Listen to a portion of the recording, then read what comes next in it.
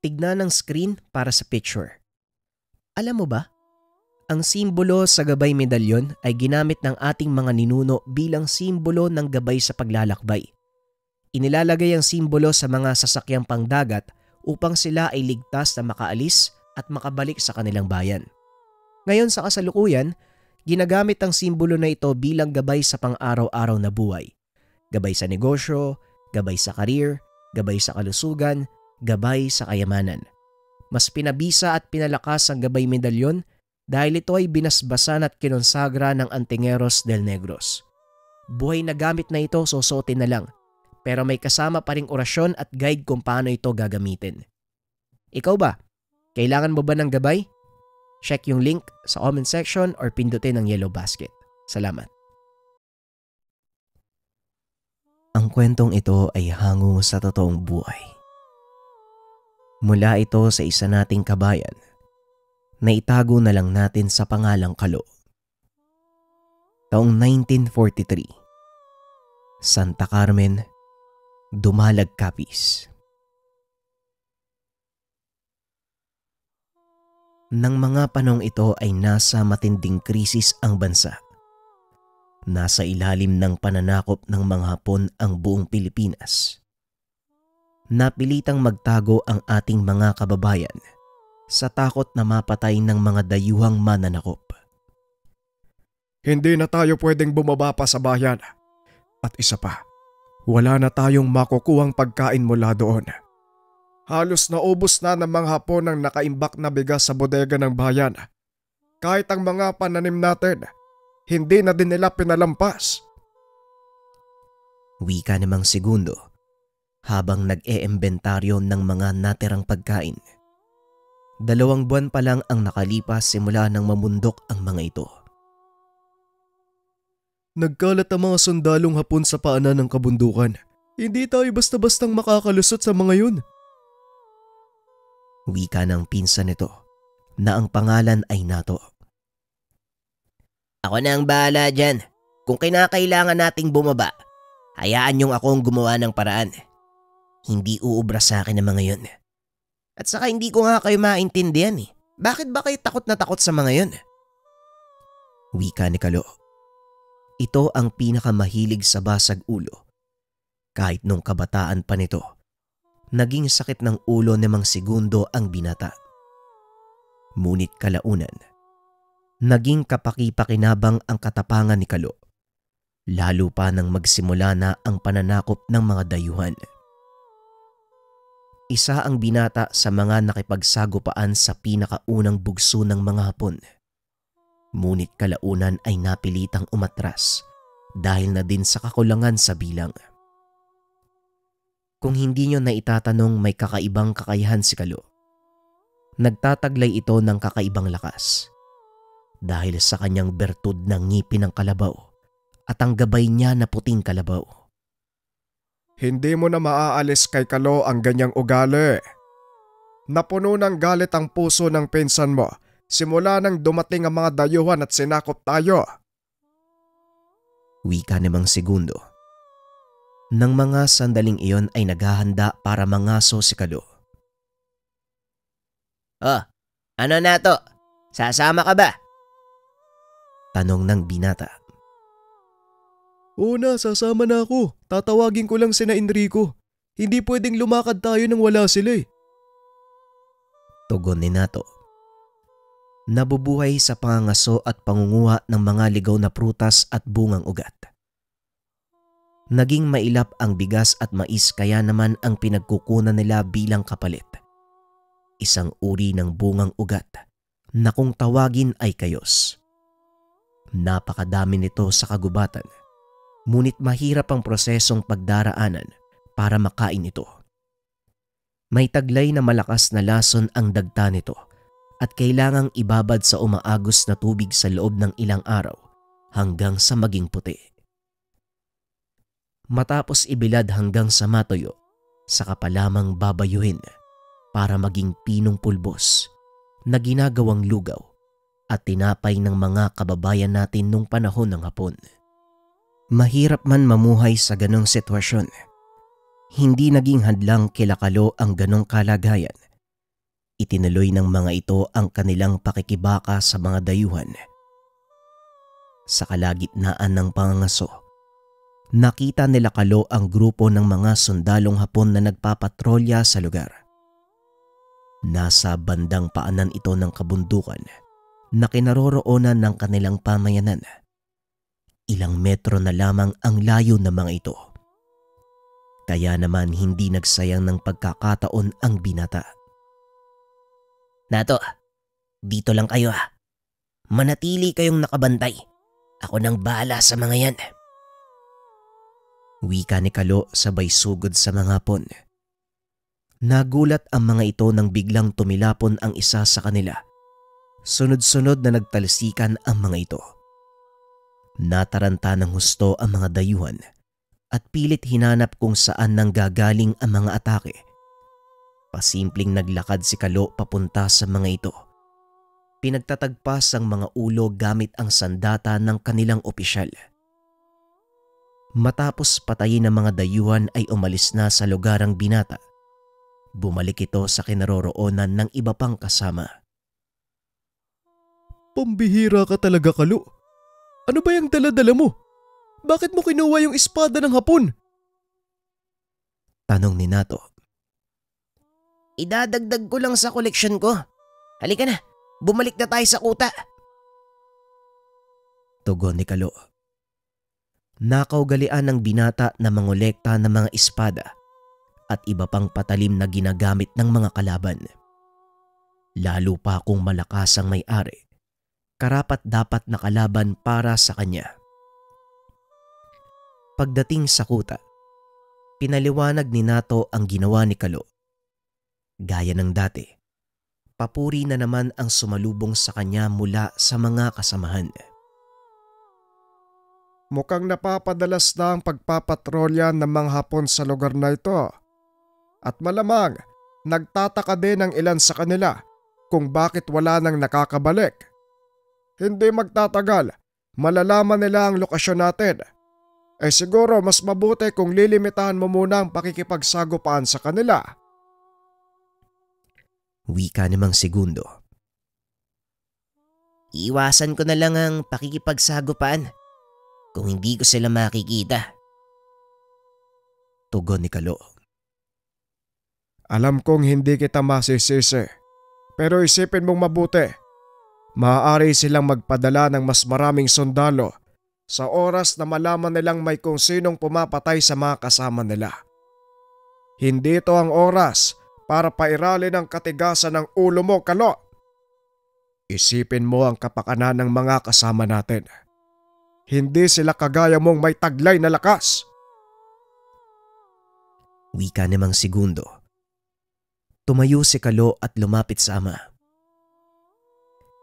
Hindi ako maglalakas loob na sabihin sa iyo to ngayon kung hindi ko alam ang gagawin ko. Magtiwala ka lang, tay. Dahil hindi ko papabayaan ang ating mga kasama. Hanggat nabubuhay ako, walang sino man ang makakagalaw sa kanila. Tugon ng binata. Matapos ay lumabas ito ng kwarto. Pinagbasda ng mga kasamang nagkakasayahan sa kabila ng kanilang kinakarap na pagsubok. Nagagawa pa din nilang magsaya. Mukhang nagkasagutan na naman kayo ni Tio Segundo ah. Alam mo, Kalo, tama naman siya. Hindi sa lahat ng oras nandito ka para protektahan ng nayon. Ito lang ang tanging naiiwang lugar kung saan maaaring manatiling ligtas ang ating mga kababayan. Wala sa mga kalaban ang nakakaalam ng lugar na to. At sa oras na magpadala ng maraming sundalo mga dayuhan, siguradong matutunto nila ang lugar. Wika ni Nato.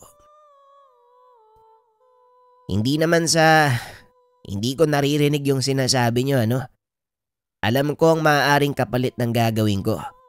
Pero kasi ito lang din yung naisip kong paraan para unti-unti silang ubusin. Iparamdam sa kanila na may dapat silang katakutan.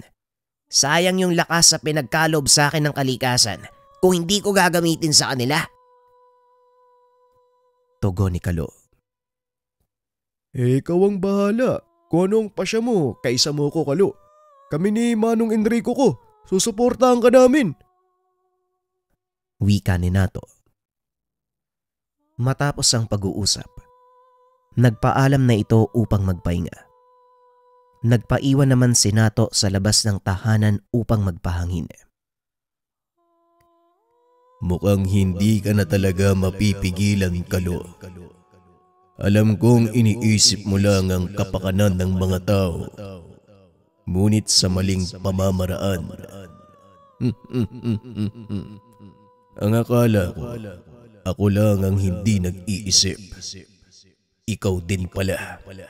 Napakakitid ng utak mo.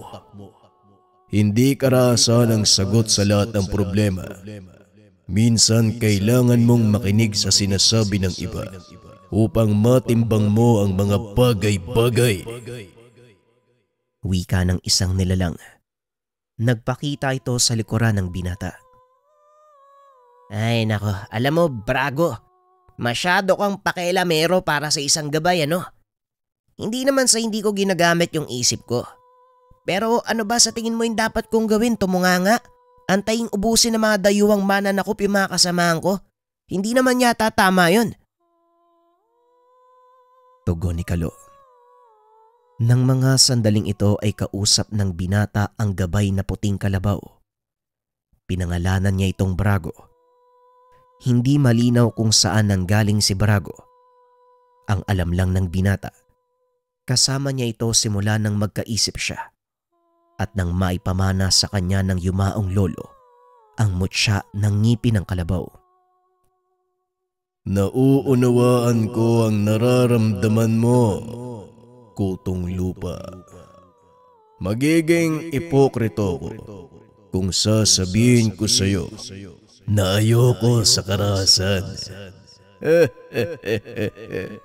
Alam nating pareho, likas ito sa aking katangian. Pero ang sinasabi ko, hindi lahat ng bagay nadadaan sa ganung paraan. Maging kaming mga balaw na mahilig makipagbasag ulo, kung minsan ay dinadaan sa mabuting usapan ang mga bagay na hindi mauunawaan. Wika ng gabay na si Brago. Makakutong lupa ka. Kala mong ganda ng itsura mo. Sa pagkakataong to Brago, hindi natin sila kayang daanin sa mabuting usapan. Pasensya na.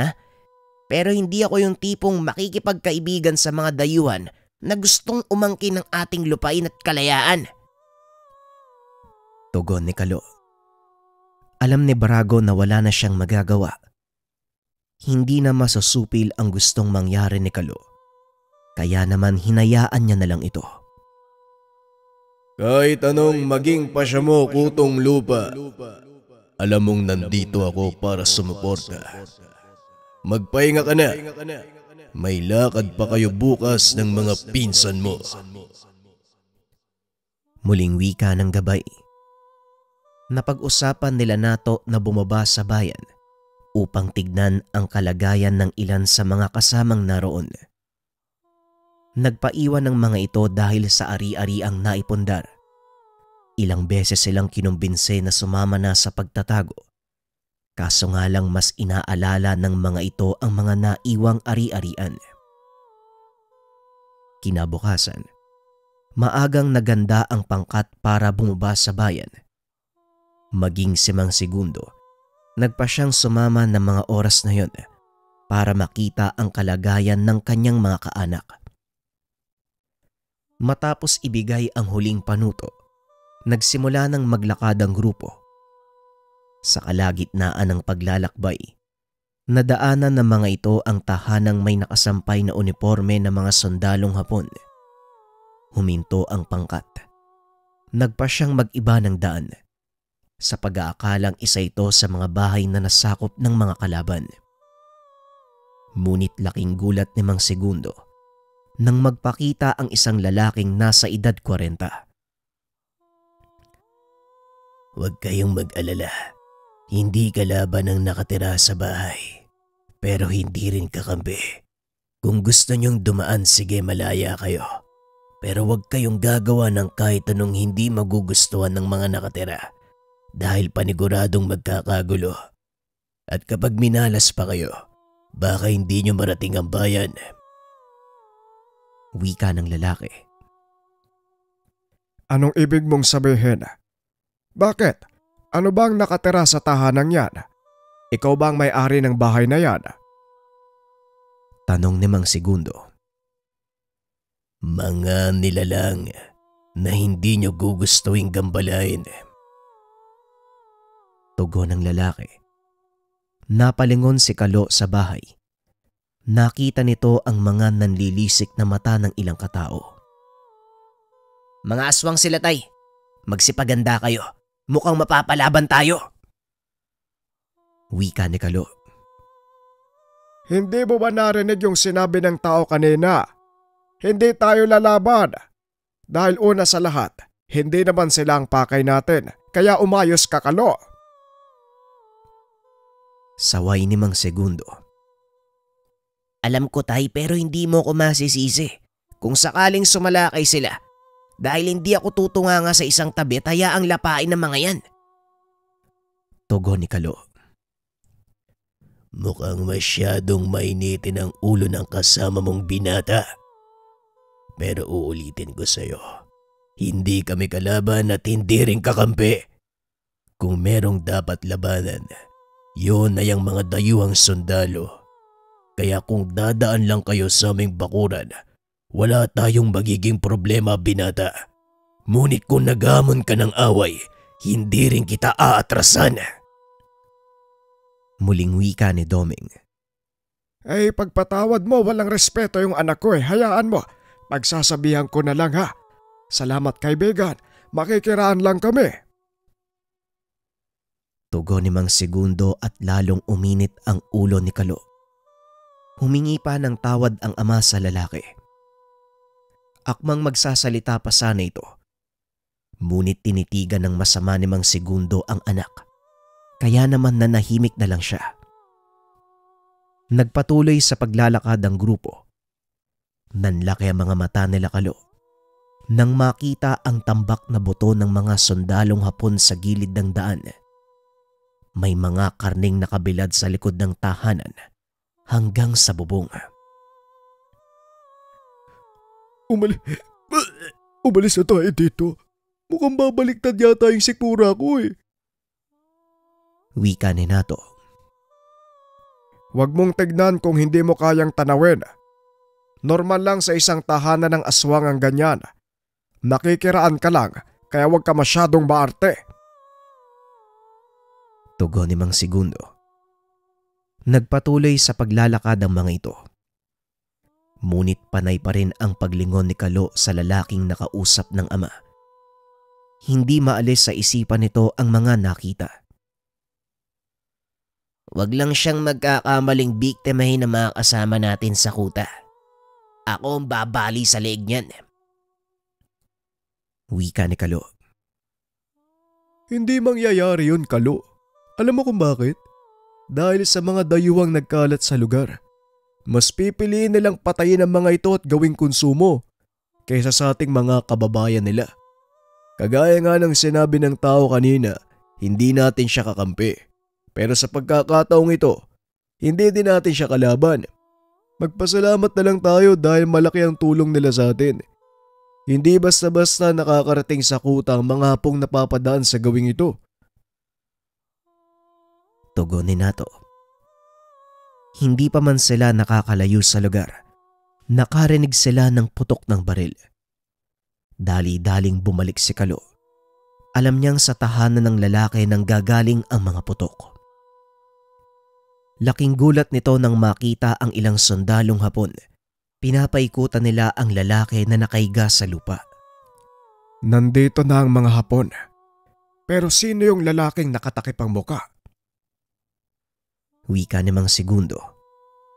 Biglang tumakbo si Kalo papunta sa mga ito. May traidor! May traidor sa ating mga kalahi! Wika ng binata. Hindi na nagawang pigilan ng matanda ang anak. Sinugod nito ang mga sundalo at isa-isang pinabagsak. Pinagbabaril siya ng mga ito.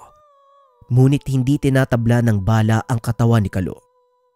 Bagay na ikinagulat ng mga sundalo, maging ng mga nakatira sa tahanan. Walang kahirap-hirap na pinagpapapatay ni Kalo ang mga sundalo. Matapos ay inabot ang kamay sa lalaki upang itayo ito. Ako nga pala si Kalo. Huwag mo sanang isipin na ginawa ko to dahil magkakampi tayo. Nagkataon lang na nakita ko mga sundalong Hapon at matindi ang galit ko sa kanila kaya kita tinulungan. Wika ni Kalo. Kaya namin silang talunin, kaso nakialam ka pa. Ako nga pala si Domeng. Huwag mo ring asahan na magpapasalamat ako sa'yo. Tugon ni Domeng. Sige na, kayo nang bahala sa mga yan ha. Tutuloy na kami. Wika ni Kalo at nagpatuloy na sa paglalakad. Napapangiti na lang si Nato dahil taliwa sa sinasabi ng binata ang kanyang kinikilos. Ilang sandali pa ay narating na nila ang bayan. Nalungkot si Kalo dahil nagmistulang sementeryo ang lugar na dati punong-puno ng mga tao. Nakakalungkot talagang isipin na ganito yung nangyari sa ating bayan. Kamakailan lang masaya tayong nakikipaglaro sa mga kaibigan natin. Pero ngayon ni isa sa kanila, hindi na magilap. Parang inabandon na yung buong lugar eh. Wika ni Nato. Nato, alam mo naman yung dahilan kung bakit nagkaganito eh. Kaya imbis na magsentimiento ka, kumilos na lang tayo para matapos na yung gulo at bumalik sa dating sigla yung bayan natin. Tugon ni Kalo. Nagpatuloy sa paglalakad ang pangkat habang hinahanap ang ilan sa kanilang mga kakilalang naiwan sa lugar. Naghiwa-hiwalay ang mga ito para mas mabilis matapos ang kanilang pakay. Ang mabuti pa, Kalo, kayo ang pumunta sa bandang Ilaya. Kami na ang bahala dito. Isama mo si Nato at ikaw, Enrico. Ikaw naman ang sasama sa akin. Wika ni Mang Segundo. Sinunod ng binata ang sinabi ng ama. Pinuntahan ang gawing ibaba ng bayan kung saan nakatira ang ilan sa kanilang mga kamag-anak. Nagtataka si Kalo dahil meron pang mga nakatanim na palay. Umuusok din ang kusina sa tahanang malapit sa palayan. Indikasyon na may nakatira sa lugar at dahil bahay ito ng Chewin, hindi nagdalawang isip ang binata na punta nito. Kumatok siya sa pintuan ngunit walang sumasagot. Umikot ito sa bandang kusina. Doon natagpuan ng kanyang tiyuhin na nagluluto ng kung ano sa malaking kaldero. Napalingon ng matanda nang mapansing nakatayo si Kalo sa kanyang likuran. Kalo, ano ginagawa mo dito? Bakit kayo bumaba? Sinong kasama mo? Tanong ng matanda. Sinatatay ho pero naroon sila sa gawing ilawod. Kayo po, anong ginagawa nyo? At para saan po yung niluluto nyo? Ang dami ah. Tanong ni Kalo. Ito ba? Para ito sa mga dadaang sundalo. Naghahanda ako ng makakain nila tuwing tanghali. Sa kanong paraan man lang, makatulong ako sa kanilang ipinaglalaban. Tugon ni Tandang Marcel. Sundalo. Teka, anong ibig sabihin nyo, Lolo? Anong sundalo? Sa pagkakaalam ko, naubos na halos lahat ng puwersa ng pamahalaan eh. Yung ilan nga nagtatago na lang eh. Tanong ni Kalo. Meron pang natitira kahit papano. Patuloy silang nakikipaglaban ng palihim. Bakit hindi ka muna dumito nang malaman mo? Wika ni Tandang Marcel. Kinausap ni Kalo si Nato na nooy nagtataka sa sinasabi ng matanda. Nato, mabuti pa puntahan mo muna si natatay sa ilawod. Sabihin mo yung nangyari dito. Wika ni Kalo. Sigurado ka bang magpapaiwan ka? Delikado ah. Mamaya mga sundalong Hapon yung tinutukoy ni Tio Marcel. Tugon ni Nato. Para namang hindi mo ako kilala eh. Kaya ko yung sarili ko. Ako nang bahala. Huling wika ni Kalo. Sinunod ni Nato ang sinabi ng pinsan. Habang nag-aantay, naidlip ang binata sa lilim ng puno ng mangga. Ilang minuto ang nakalipas. Nagising ito sa ingay ng mga nagkakalansingang kubyertos. Bumangon ang binata at nanlaki mga mata. Napakaraming sundalong Pilipino ang nagtitipon sa kusina ng matanda upang pagsaluhan ang nilutong arroz caldo. Pagpasensyaan niyo, yan lang ang nakayanan ko. Paubos na rin kasi yung naimbak na palay at malayo pa ang anihan. Wika ni Tandang Marcel. Nilingon ito ng isa sa mga sundalo at hinawakan sa balikat. Huwag po kayo magsalita ng ganyan, Tatang Marcel. Malaking tulong para sa aking hukbo ang ginawa niyo. Nag-aalala nga po ako. Baka matuklasan ng mga hapon ang ginagawa niyo. Wika ng lalaki. Mara namang lumakad ang binata papunta sa kinaroroonan ni Tandang Marcel. Huwag mo kong alalahanin. Mawala man ako. Hindi ako nanghihinayang. Alam kong ginawa ko ang nararapat. At isa pa para to sa bayan Nga pala, ito si Kalo. Pamangking kong naninirahan doon sa kabilang ibayo. Kaloy, pinapakilala ko sa iyo si Bencio, ang leader ng mga sundalong lumalaban sa mga tayuhan. Wika ni Tandang Marcel. Kumusta, iho? Madalas kang nababanggit sa akin ni Tatang Marcel. Balita ko, marami nang nasistensya nyo doon sa kabundukan. Pero mag-iingat kayo.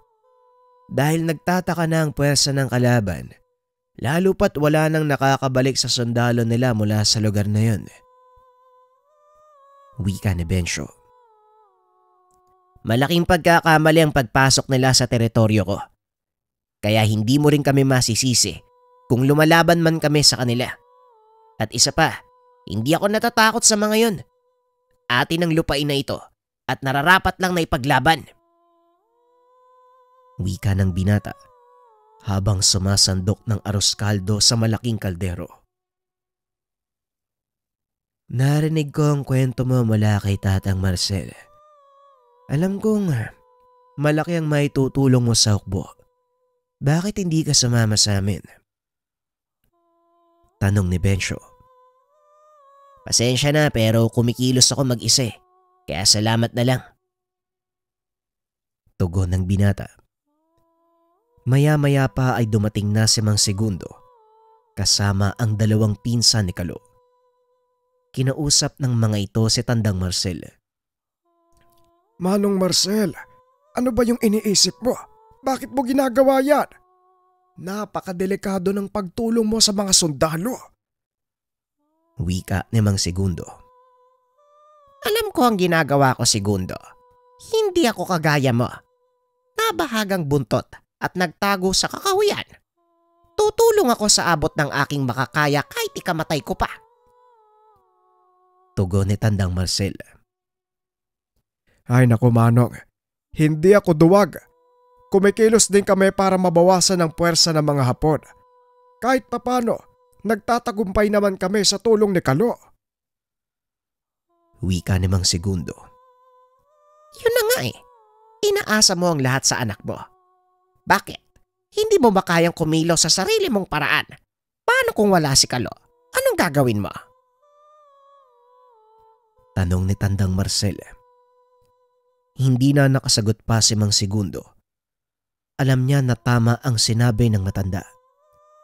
Ibinaling ni Tandang Marcel ang tingin kay Kalo para gumaan ang sitwasyon. Iniba nito ang usapan. Tignan mo ang anak mo.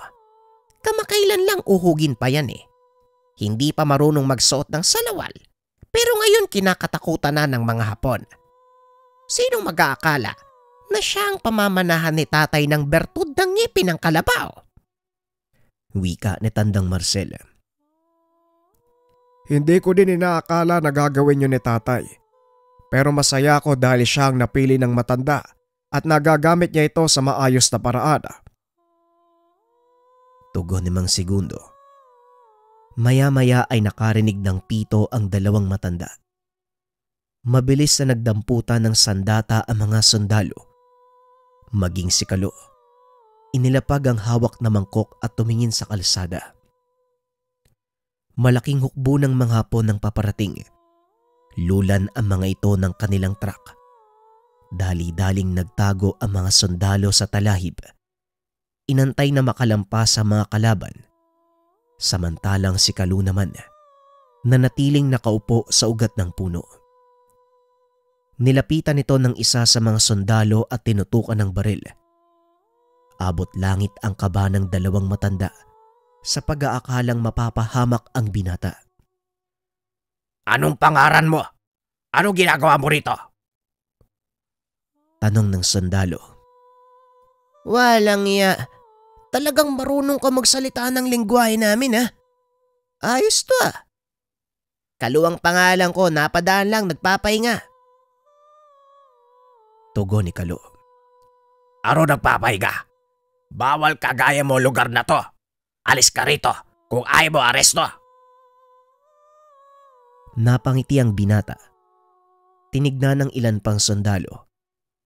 Sa tansya ni Kalo, mahigit kumulang 30 ang mga ito. Bakit naman ako aalis sa sarili kong lupain? Hindi ba dapat kayo yung umalis dito? Tugon ng binata. Napasapo na lang sa batok si Mang Segundo. Alam niya na ang susunod na mangyayari. Ano sabi mo?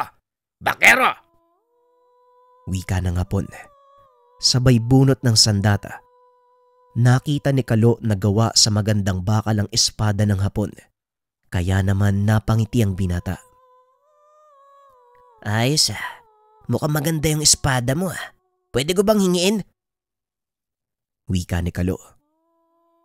Nagulat ang mga kasama ng sundalo nang bigla na lang itong tumilapon papunta sa truck. Naiwan sa kinakatayuan ni Kalo ang sandata nito. Dinampot ng binata ang espada. Naglakad papalapit sa mga sundalo. Akmang pipigil na sana si Tandang Marcel, ngunit hinawakan ito ni Mang Segundo. Mas mabuti pa, huwag kang makikialam, Manong. Wika ni Mang Segundo. Ibinaling nito ang tingin kay Kalo. Patuloy na naglalakad ang binata. Nakatutok naman sa kanya ang baril na mga kalaban. Isa-isang nagpaputok ang mga ito. Ngunit tila tumatalbog lang sa katawan ni Kalo ang bala ng mga sundalo. Biglang nawala sa kinakatayuan si Kalo. Nataranta ang mga sundalo dahil isa-isa silang bumabagsak. Hindi malaman ng mga ito ang direksyong pinagmumulan ng binata. Paisa-isa, bumabagsak ang ulo ng mga Hapon sa lupa. Ayos, ah. Ang ganda palang gamitin ng sandata nyo. Akin na lang yung isang to, ah. Wika ni Kalo. Sa paningin ng mga kalaban, isang demonyong may hawak ng espada ang nasa harapan. Ngunit para sa mga kasama ni Kalo, isang bayani ang nakikita nila. Hindi nagtagal ay nagawang ubusin ng binata ang lahat ng mga sundalo, kasama pa ang kanilang pinuno. Siniguradong walang matitirang buhay. Matapos ay inutusan ng binata si Nato upang sunugin ang katawan ng mga ito. Hindi na tayo maaari magtagal sa lugar na ito. Anumang oras ay darating ang kanilang mga kasamahan, lalo pat umalingaw-ngaw na ang putok ng mga baril. Wika ni Mang Segundo. Mauna na po kayo, tay. May kailangan lang akong tapusin. Pangako, susunod po ako. Tugon ni Kalo bit-bit ang espada ng Hapon. Pinuntahan ng binata ang pinanggalingan ng mga ito. Tumambad sa kanya ang isang pamayanan na natutupok. Tignan mo ang ginawa ng mga demonyong to. Hindi na sila naawa sa mga tao. Wika ng gabay. Alam kong may ginawang kalokohan ng mga sandalong ito. kaya hindi ko sila maaaring palampasin. Pagbabayaran nila ang lahat ng kahayupang ginawa nila. Pangako hindi ako titigil hanggat may natitirang buhay sa mga dayuhang nagtatangkang sumakop sa atin. Wika ni Kalo. Naglakad ito sa gitna ng nasusunog na nayon upang tignan kung may mga nakaligtas. Sa kasamaang palad, tumambad sa binata ang mga bangkay ng mga taga roon. Walang pinapatawad ang mga dayuhan, mapababae, lalaki, bata at matanda. Maging ang mga sanggol ay pinapatay, hindi pinapalampas.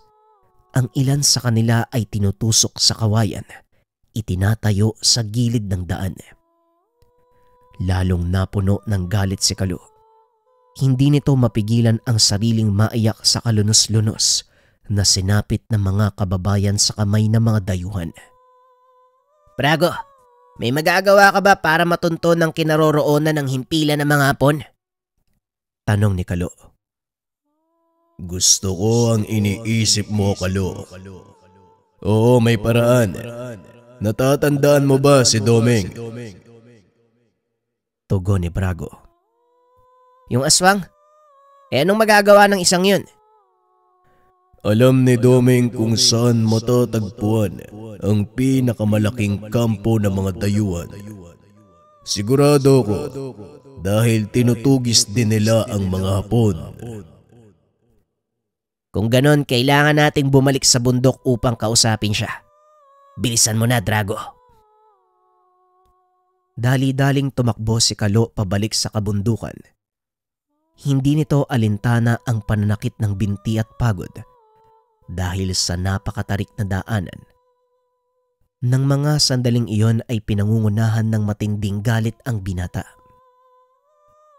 Ilang minutong nakalipas, narating nito ang tahanan ni Doming. Humahangos itong kumatok sa pintuan ng aswang. Ikaw pala, anong ginagawa mo dito? Tanong ni Doming. Kakainin ko ang sinabi ko. Kailangan ko ng tulong mo. Napangiti si Doming dahil sa sinabi ni Kalo. Anong klaseng tulong naman yan? Kailangan kong matunto ng kinaroroonan ng kuta ng mga Hapon. Hindi ko na matagalan yung ginagawa nilang kayupan eh. Ngayon lang, isang buong nayon ang sinalakay nila. Isinabit pa yung mga bangkay ng bata sa tulos ng kawayan, inilagay sa tabi ng daan. Wika ni Kalo. Nanlaki mga mata ni Doming sa sinabi nito. Mga hayop sila. Aaminin kong aswang ako. Pagkain ang tingin namin sa mga tao pero kahit papano may respeto kami sa inyo. Hindi na makatarungan ang ginawa nila. Kahit hindi ka magsabi, kung ako mismo nakasaksi, hindi ako magdadalawang isip. Humanda ka, sasalakay tayo. Tugon ni Doming. Nagpakawala ito ng malakas na alulong na umalingaw-ngaw sa buong kagubatan. Hindi kalayuan sa lugar na yon ang kuta nila Kalo. Kaya dali-dali itong umuwi upang maganda ng mga kagamitan. Anong nangyari, Kalo? Bakit dala mo yung samurai? Saan ka punta? Tanong ni Nato. Dumito ka lang, may gagawin ako. At alam kong hindi mo kakayaning makita yon. Wika ni Kalo. Hindi na nagawang magsalita pa ni Nato dahil ramdam nito ang matinding galit sa boses ng pinsan. Pinagbasdan nitong maglakad ang binata. Nanlaki ang mga mata ni Nato dahil naaaninag nito ang imahe ng malaking nilalang na nakabalot sa katawan ng binata. Ang nakikita mo, Nato, hindi ilusyon. Yan ang gabay ni Kalo. Ang puting kalabaw na tinatawag niyang Brago. Isa itong balaw na may kakaibang kulay. Wika namang segundo. Gusto kong makita kung paano magwala si Kalo. Maaari ba akong sumama sa kanya? Tanong ni Nato. Minsan ko nang nakitang magwala ang aking ama gamit ang kaparehong kakayahan at masasabi kong hindi gawa ng tawang nangyari.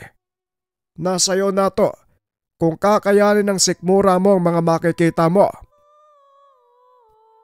Wika ni Mang Segundo, sabay pasok sa kanyang silid. Dali-daling sumunod si Nato sa pinsan hanggang sa marating nito ang tahanan nila Doming. Nag-aantay ito sa bakuran kasama ang ilan pang malalakas na aswang. Sa pagkakataong ito, hindi tayo magkaaway. Isang beses ko lang tong gagawin. Matapos ay babalik tayo sa dati. Wika ni Doming. Bahala ka kung anong gusto mong mangyari. Wala akong pakialam sa gagawin mo pagkatapos nito. Huwag ka lang haharang sa daan ko. Tugon ni Kalo. Nakamasid lang si Nato mula sa malayo habang pinapaligiran ang napakaraming aswang. Isa-isang nagsipag-alisa ng mga ito. Samantalang si Doming at Kalo naman tumakbo papasok sa agubatan. Mabilis na sumunod si Nato. Halos hindi ito makahabol sa dalawang nilalang. Napakabilis kumilos ni Kalo. Nakikipagsabayan dito si Doming. Ilang sandali pa ay narating ng mga ito ang malaking kuta. Dati itong paaralan sa gitna ng isang bayan. Parang mawawasak ang baga ni Nato sa paghabol sa kanyang hininga. Laking pasasalamat nito. Sa wakas ay huminto na si Kalo at Doming. Ang mga walang iya, tignan mo. May gana pa silang magsaya. Sulitin yung mga oras na to. Ito na ang huling beses na makakatikim kayo ng kaligayahan. Patuloy na pinagmasdan ni Kalo ang kayupang ginagawa ng mga dayuhan. Ginagahasa ng mga ito ang babaeng nauhuli. Habang umiinom ng alak, pinapaso ng sigarilyo ang maselang bahagi ng katawan at ang ilan ay unti-unting binabalatan ng buhay. Inipon ni Kalo ang galit sa kanyang dibdib dahil alam niyang ito ang lalong nagpapalakas sa gabay na si Drago. Ganyan nga, Kalo. Sige pa, magalit ka pa. Ipapatigim natin sa mga ito ang bagsik natin. Ipaparamdam natin sa kanila ang takot na hindi nila makakalimutan habang sila ay nabubuhay. Wika ni Drago. Sangayon ako sa sinabi mo, Puting Kalabaw. Ipakita natin sa kanila ang bagsik ng mga nilalang na naninirahan sa lupaing ito. Tugon ni Doming. Nagpakawala ito ng malakas na alulong. Isa-isang nagsipagsugod ang mga kapwa nito aswang. Hindi man lang nakaramdam ang mga kalaban dahil abala ang mga ito sa kayupang ginagawa nila sa mga pihag. Kahit nagsisigawan na ang mga nagbabantay, nilalapa na ito ng mga aswang. Kinuha ni Kalo ang pagkakataon upang makapasok sa kuta gamit ang dalawang espada ng mga hapon. Pinagtataga nito ang bawat madadaanang sundalo. Kitang-kita ni Nato ang balasik ni Kalo. Halos hindi na nito makilala ang pinsan. Animoy isang demonyong may hawak na dalawang matatalas na karet. Idagdag mo pa ang imahe ng gabay na nakatayo sa kanyang likuran na may hawak na malaking maso sa magkabilang kamay. Walang awa nitong pinaghahampas ang mga gusaling madadaanan. Kahit anong gawin ng mga kalaban, wala silang panama. Hindi tinatabla ng bala ang katawan ng binata. At ang nakakatakot pa, maging ang bala ng kanyon, hinahati niya lang sa gitna. Mukhang naaaliw ka sa ginagawa natin. Masarap sa pakiramdam ang ganitong laban na ilalabas mo ang lahat ng galit. Wika ni Doming habang sakal-sakal ang isang sundalo. Kulang pa. Hindi pa ako tapos. Tugon ni Kalo. Nanlaki ang mga mata ni Doming nang makitang nagbabaga ang mga mata ng binata. Nakangiti ito ng nakakaloko. Sa isip-isip ng aswang, unti-unti nang nilalamon ng kadiliman ang katauhan ng binata. Bagyang nakaramdam ng takot si Doming. Hindi nito akalaing ganon ang mangyayari. Bagya itong lumayo sa kinaroroonan ng binata dahil sa napakabigat na enerhiyang inilalabas nito. Sa sobrang bigat, nawawalan ng malay ang pangkaraniwang taong nalalapit sa kanya. Sa buong buhay ko, ngayon lang ako nakaramdam ng ganitong takot. Anong uri ng nilalang kakalo? Tanong ni Doming sa sarili. Patuloy sa pagwawala ang binata hanggang sa hindi na malaya na wasak na ang kuta. Marahang huminahon si Kalo. Isinilid ang 2 sandata sa pag-aakalang tapos na ang laban. Nilapitan ni Nato ang pinsan. Laking gulat nito nang bigla siyang tumalsik. Lumayo ka sa akin, Nato. Hindi ko kontrolado ang sarili ko. Wika ni Kalo habang nakatingin sa pinsan. Nanlaki ang mga mata ni Nato. Biglang nag-iba ang itsura ni Kalo. Unti-unting lumalaki ang katawan. Tumutubo ang malalaking sungay ng kalabaw sa kanyang ulo. Umalis ka na dito, tao. Hindi na siya ang pinsan mo. Tuluyan ang nasakop ng balaw ang kanyang katauhan. Wika ng aswang. Naglakad ito palayo kay Kalo. Sinundan naman ito ni Nato at Doming.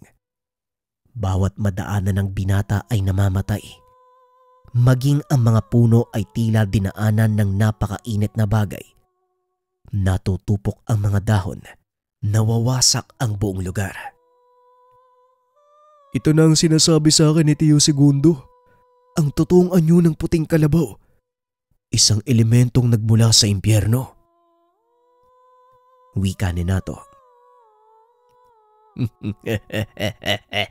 Pasalamat tayo dahil nasa panig natin ang nilalang na yan. Huwag kang mag-alala. Alam kong nariyan pa rin ang pinsan mo sa kaloob-looban ng nilalang. Hayaan mo lang na tuluyang humupa ang galit niya. Babalik din siya sa dati.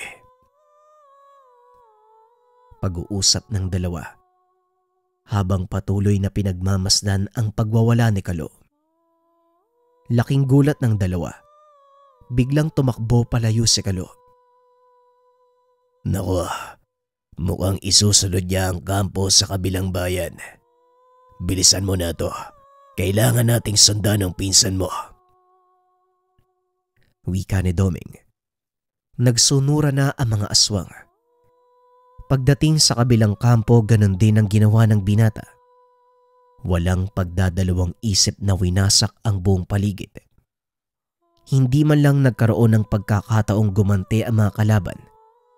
Maging ang mga kagamitang pandigma ng mga ito. Nawasak din. Hindi makapaniwala si Doming sa mga nakikita. Ngayon lang ako nakasaksi ng ganitong karumal-dumal na pagpatay. Kahit isa kong aswang, parang nababaliktad ang sikmura ko sa ginagawa ng pinsan mo. Muling wika ni Doming. Nakatulala lang si Nato habang pinagmamasdan ang mga katawan ng sundalong Hapon. Nagliliparan ang mga ito. Nahati sa 2. Ang ilan ay nadudurog pa kapag natatapakan ng binata. Ilang sandali pa ay tuluyan ng naubos ang lahat ng mga kalaban. 2 kampo ang sunod-sunod na sinalakay at pinatumba ng binata sa loob lamang ng isang gabi. Dahil sa sobrang pagod, nawalan ito ng malay. Biglang bumagsak ang katawan ni Kalo. Mabilis namang tumakbo si Doming upang buhatin ito palayo sa lugar. Dinala ng aswang ang walang malay na binata sa kanyang tahanan. Ipinatawag din ito si Mang Segundo upang malaman ang kaganapan. Halos 2 araw na natiling tulog si Kalo. Paggising nito, ang unang tinanong ng binata. May karne ba kayo dito? May karne ba ng baka, Doming? Nagugutom ako eh. Wika ni Kalo. Ibang klase ka talaga. Tignan mo nga ang sarili mo, punong-puno ka ng sugat at pasa. Pagkain pa talaga ang unang pumasok sa utak mo. Tugon ni Doming. Inilapag ang isang buong binti ng baka sa harapan ni Kalo. Habang kumakain, pinaliwanag ni Nato ang lahat ng kaganapan. Napapangiti na lang si Kalo dahil tandang-tanda niya ang lahat ng ginawa. Alam ko kung anong nangyari, Nato, at masaya ako. Dahil nagawa ko may pagiganti ang mga kababayan natin na inapin ng mga dayuhan. Siguradong hindi nila makakalimutan ang ginawa ko. Wika ni Kalo. Dahil sa nangyari, paniguradong kakatakutan ng mga Hapon ng kabundukang ito o maaaring kabaliktaran ng mangyari. Pwede silang magpadala ng mga eroplano para bombahin tayo.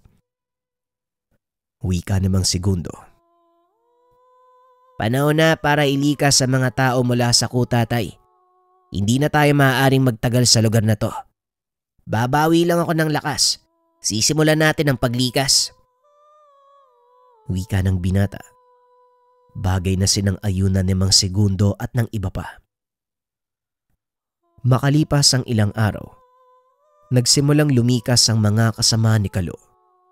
Bumaba ng bundok ang mga ito at nanirahan sa syudad. Hindi nga nagkamali si Mang Segundo. Ilang araw lamang matapos silang umalis sa kabundukan, binomba nga ng Hapon ang lugar. Nakakalungkot mang isipin pero wala na tayong magagawa. Mabuti na lang, ligtas ang ating mga kasama. Wika ni Mang Segundo. Laking gulat nito nang biglang pumasok sa tolda si Doming. Sa pagkakataong ito, ako naman ang hihingi ng tulong. Kinuha ng mga sundalo ang aking anak. Nangyari ito nang ilikas ko ang ilan sa aking mga kasama. Wika ni Doming habang hinahabol ang hininga. Hindi mo na kailangan magdalawang salita. Pero wag mong isipin na gagawin ko ito bilang kaibigan. Aswang ka pa din at pagkain ang tingin mo sa mga tao. Tugon ni Kalo. Matapos ang pag-uusap, muling lumakad ang dalawa sa pamamagitan ng malakas sa pang-amoy ni Doming. Nagawa nilang matunton ang kinaroroonan ng pamilya ng aswang. Hindi makapaniwala si Kalo na kapwa Pilipino ang may kagagawan ng pandurukot sa mag-ina ni Doming.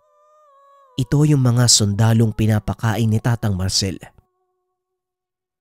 Tinulungan kayo ng tiyuhin ko dahil naniniwala siyang mabuti ang hangarin nyo. Pero ano tong ginagawa nyo? Wala kayong pinagkaiba sa mga dayuhan. Sabihin nyo nga sa akin, anong dahilan nyo? Tanong ni Kalo. Gusto lang naming manalo sa laban. Kailangan namin ng tulong nyo. At alam kong hindi kayo papayag kung wala kaming panghawakan sa inyo. Wika ni Bencio. Mga walang ya talaga kayo. Idadamay nyo pa ang walang muwang. Tugon ni Doming. Pakawalan mo ang sanggol at ang ina kung ayaw mong ako mismo ang umubos sa inyo. Wika ni Kalo. Wala ka sa lugar para magbigay ng utos sa akin. Nakakalimutan mo bang... Bigla siyang sinakal ni Doming. Habang si Kalo naman, pinangsangga ang katawan sa mag-ina upang hindi ito tamaan ng bala. Nang humupa ang putukan, dali-daling sinugod ni Kalo ang mga sundalo. Pinaghampas ang mga ito sa lupa. Tanging si Bencio lang ang natitira. Nagmakaawa ito na wag patayin, ngunit hindi nakinig si Doming. Hinayaan lang ni Kalo ang aswang na patayin ng sundalo. Matapos ang kaganapang iyon, nagpasya si Doming na lumayo sa lugar, alang-alang sa kaligtasan ng kanyang pamilya. Samantalang sina Kalu naman, itinuloy ang kanilang gawain hanggang sa taong 1946. Tuluyang nagtapos ang pananakop ng mga Hapon. Unti-unting bumangon ang bansa mula sa pagkakalugmok at pagkawasak na dulot ng digmaan. Kasabay ng paghupa ng karahasan, parang bula na nawala si Kalu. Naiwan naman si Nato at ang ilan sa mga kaanak. Hindi alam ng mga ito kung saan nagpunta ang binata. May nakapagsabi na bumalik ito sa kabundukan, ngunit walang nangahas na pumasok sa lugar. Dahil sa mga minang iniwan ng mga Hapon, may ilang sumubok na hanapin si Kalu, ngunit nasawi ang mga ito. Sa paglipas sa mga taon, wala nang narinig na kwento tungkol kay Kalu, maliban na lang sa mga kwentong tungkol sa kanya mula sa malalapit na kamag-anak. Nagsilbing alamat si Kalu sa mga tao sa lugar na yun. Sa katunayan, naging inspirasyon ng ilang pelikula ang kwento ng buhay ni Kalu. Ngunit habang tumatagal, nakakalimutan ng lahat ang totoong pangyayari. Hanggang sa kasalukuyan, halos wala nang nakakaalala sa ginawa nito. Pinili ng pamilya ni Nato na itago ang ilang mahalagang impormasyon tungkol sa binata para mapangalagaan ng kasaysayan at kabayanihang ipinakita nito. Kung papakinggan ng kwento ni Nato, kung paano nito kwento ang mga pangyayari, iisipin mong mula ito sa isang pelikula. Ngunit may ilang pang mga tao ang makakapagpatunay sa pangyayari na siyang naging dahilan kung bakit nakarating sa atin ang kwento at nagkaroon ng pagkakataon na mailathala. Nung una ay ayaw pang pumayag ng mga kaanak ni Kalu. Ngunit kalaunan, nakuha ng ating manunulat ang kanilang pahintulot sa kondisyong itatago ang totoong pangalan ng mababanggit na karakter. Hindi biro ang pinagdaanan ng ating manunulat, makuha lamang ang detalye ng buong kwento. Ngunit wala itong panghihinayang dahil alam niyang naging bahagi ito ng ating kasaysayan nung panahong bumangon ng bansa mula sa pagkakalugmok at pananakop ng mga dayuhan. Ang panahon ng Hapon ang pinakamahalagang bahagi ng kasaysayan ng ating bansa. Dahil dito nakita ang pagkakaisa ng mga Pilipino mula sa lahat ng aspeto ng buhay, maging ang mga elementong hindi natin akalaing nabubuhay. At sa bahagi naman nila Doming, pinili nitong mamuhay sa tahimik at malayong lugar. Walang sino man ang nakakakilala sa kanila at nakakaalam ng totoong pagkatao. Sa wakas ay natupad ang pangarap nito na mamuhay ng normal at walang kinakatakutan. Sumainyo ang kwento na naging bahagi ng kasaysayan. Ang kwento ni Kalu at ang gabay na puting kalabaw.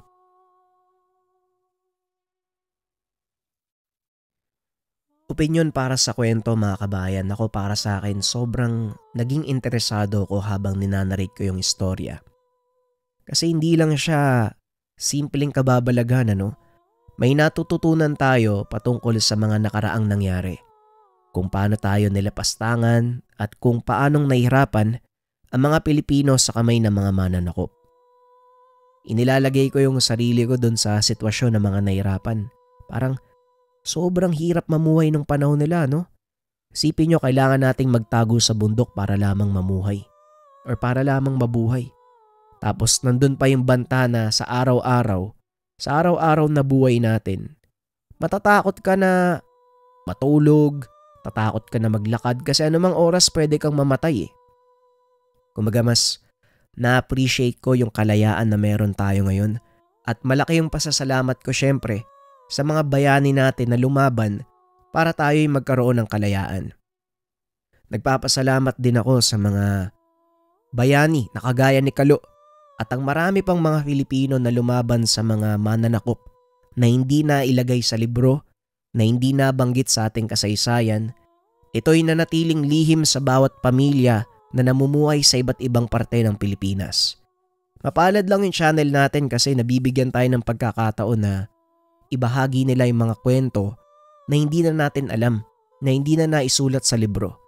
Ito yung mga kwento ng bayani na lumaban ng palihim, hindi na isulat pero ipinaglaban nila ang bayan dahil nakita nila yung hirap at karasan na ginagawa sa ating mga Filipino. Naway kunan nyo ng inspirasyon ng kwento mga kabayan at sana marami kayo natutunan sa kwento natin. Huwag kalimutan mag-like, share at subscribe dito sa channel. Maraming salamat sa patuloy na suporta. Paalam.